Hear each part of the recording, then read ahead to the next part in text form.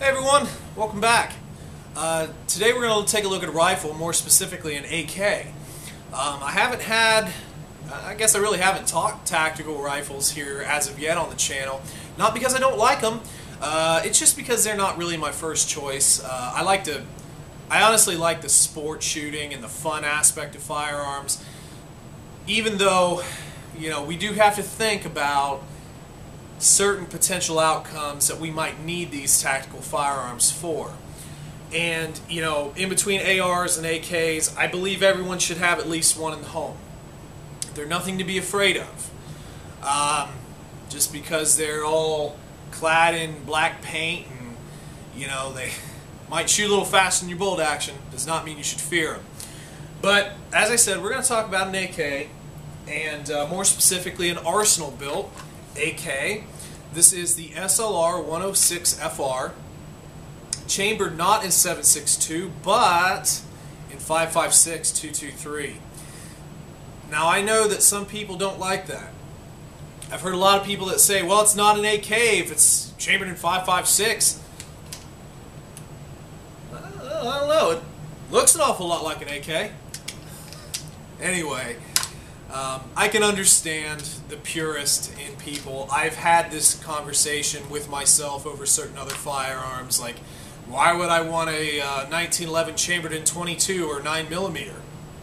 So anyway, back to the AK. So, excuse me, Arsenal, Bulgarian made, stamped receiver, very versatile, very well built, built like a tank. This is literally one of the funnest rifles I have ever had the pleasure of shooting, and the only problem with it is that you can't really get them anymore. They've discontinued this model, and the ones that are on the market can be a little pricey. I mean, they were already pricey to begin with. Arsenal makes a top-notch AK, and they sell for top-notch prices. But let's go over a couple of features here. So, like I said, pretty rugged build. Does have the kind of collapsible stock here. You just collapse it back and it'll sit on the frame. So if you want to do your super squatter move, above the head, or you want to do your Rambo, you can do that.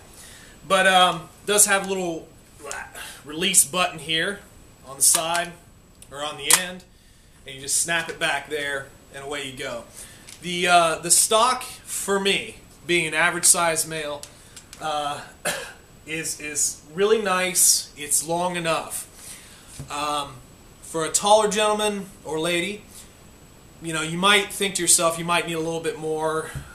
It's one of those things that I'd love to say try before you buy. Obviously discontinued precludes a lot of that, but if you're looking at one, shoulder it, figure out if it's long enough for you, because if it's not, I'm not sure about aftermarket options. I'm sure you can aftermarket the hell out of anything you want anymore, because that's what we like to do, right?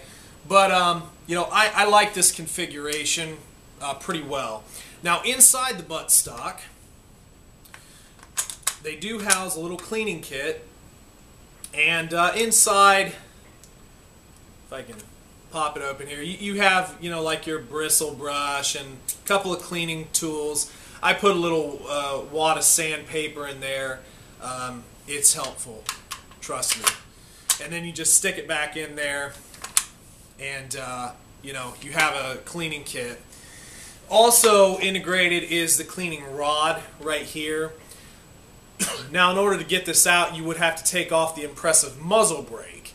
But once you do that, you do have a cleaning rod. So a lot of your cleaning tools are already self-contained in the rifle. Which is nice, which is something that we as Americans, as most of our American gun manufacturers, don't necessarily think of, but a lot of the rest of the world can. I mentioned a little bit about this muzzle brake. It's impressive, and it is quite functional. I like it.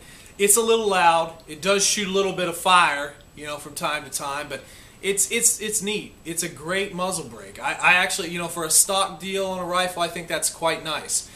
Stark contrast, though, to like a little A2 flash hider from an AR. But, it definitely gets the job done. I'll tell you, when people hear this rifle, pew, pew, pewing at the range, they tend to notice and they tend to get a little interested in it.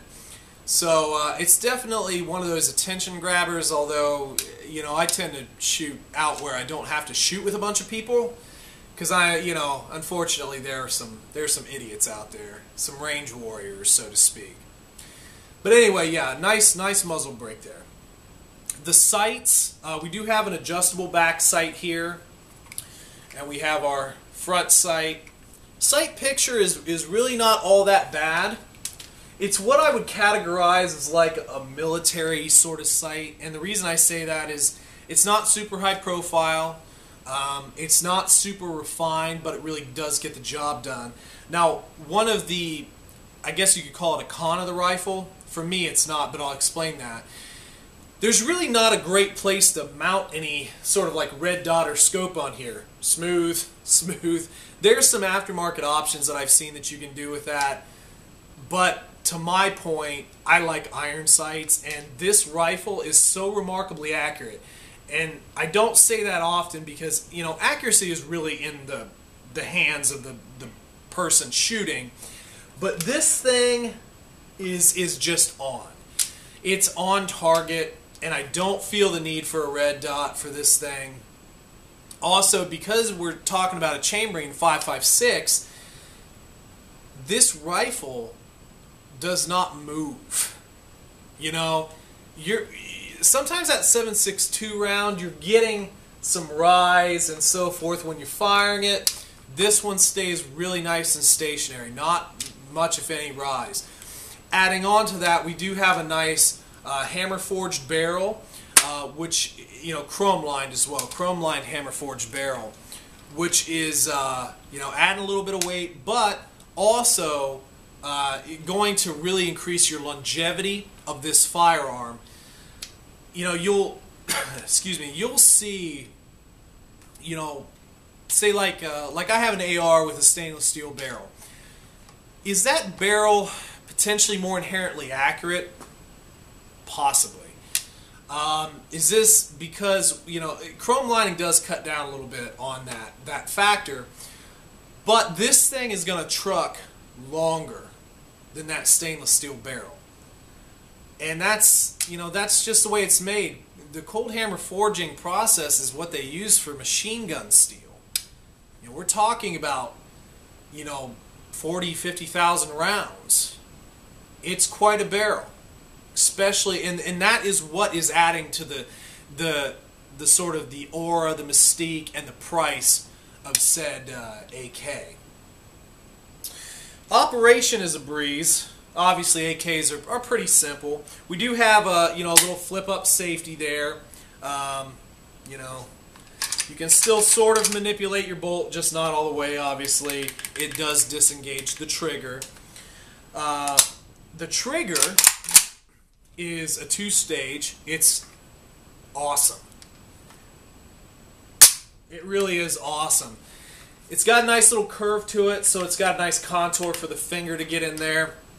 This is something that I could easily shoot all day long with a nice trigger like that, and, you know, really not having any of the real recoil felt.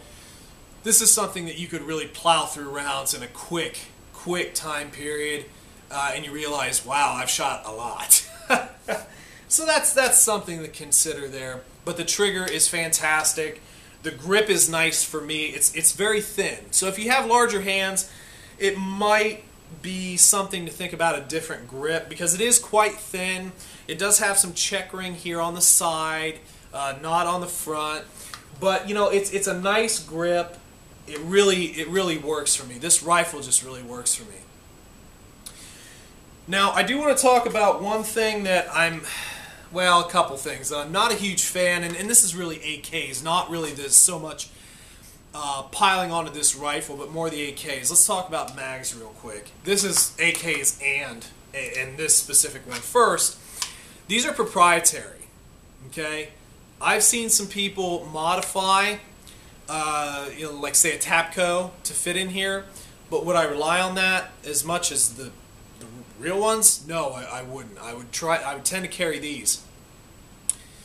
But they're about $40 a pop. It's something to consider, but they're well made. They are well made. They're just expensive. And, you know, being that this is a discontinued model, you kind of know what that means for the mags and all the rest of the things, potentially. So, one thing I'm not a big fan about AKs is mag changes. Now, I know a lot of people are going to say, well, you need to practice more, man.